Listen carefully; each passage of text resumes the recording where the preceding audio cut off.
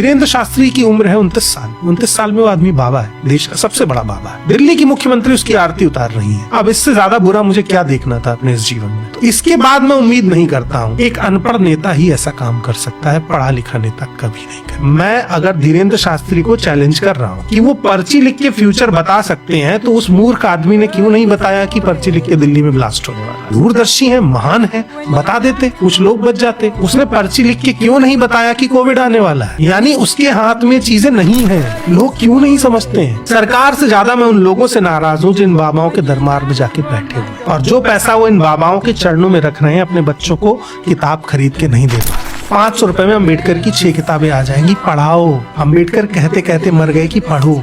शिक्षा शेरनी का दूध है, जो पिएगा वो दहाड़ेगा। आप जनता को कुत्ता बना रहे, आप उसको नहीं पढ़ा रहे, आप उसको कुछ रोटी के टुकड़ों पर अपने आगे पीछे घूमते रहना चाहते। तो अम्बेडकर का विजन, गांधी का विजन, पटेल का विजन, भगत सिंह का विजन सब धरा का धरा रह गए। भगत सिंह कहते कहते मर गए कि मैं नास्तिक क्यों हूँ। और इस देश में आज धर्म को सेलिब्रेट करा जा रहा है।